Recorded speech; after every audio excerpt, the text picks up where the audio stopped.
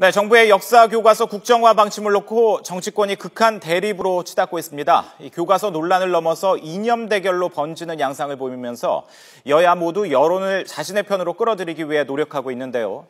먼저 국회를 연결해서 정치권 소식을 전해드리고 또 국정교과서 논란과 관련해 저희들이 준비한 소식은 잠시 뒤에 또 다시 전해드리도록 하겠습니다. 국회 먼저 연결하도록 하겠습니다. 구수봉 기자.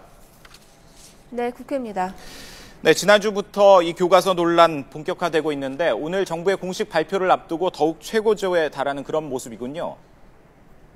그렇습니다. 교과서 국정화 논란은 지난주 국정감사 막판 최대 쟁점이었는데요. 정부가 오늘 국정화 계획을 확정 발표하기로 하면서 여야 모두 당력을 총동원해서 대응하고 있습니다.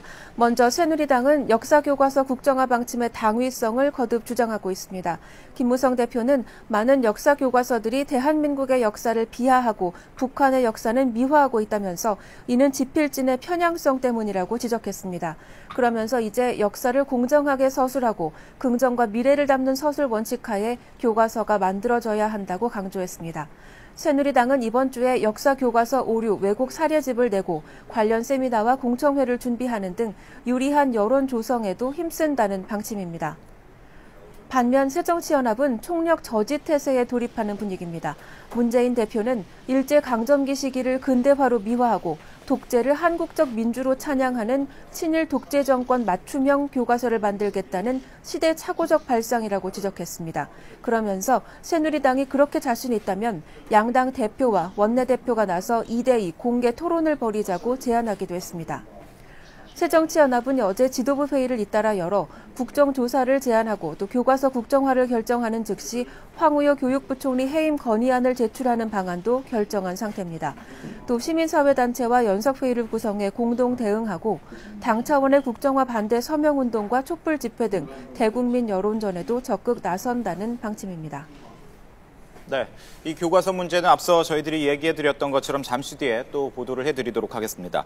자, 20대 총선 선거구 획정 문제 알아보도록 하죠. 이제 시한이 바로 임박하고 있는데 오늘 국회의장과 양당 원내대표가 만나서 이 문제를 논의하기로 했다고요? 그렇습니다. 선거구 획정위에 획정안 국회 제출 시한은 13일, 그러니까 내일입니다. 하루밖에 남지 않았는데요. 하지만 획정위가 주말 내내 회의를 이어갔음에도 불구하고 결론을 도출하는 데는 실패했습니다. 이런 가운데 정의화 국회의장이 조금 전인 오전 10시부터 새누리당 원유철, 새정치연합 이종걸 원내대표를 만나 내년 총선 선거구 획정안 문제를 논의하고 있습니다. 획정안 제출 시한을 하루 앞두고 여야가 국회의장 중재 아래 농어촌 지역구와 권역별 비례대표제 등을 놓고 다시 한번 조율을 시도할 것으로 보입니다.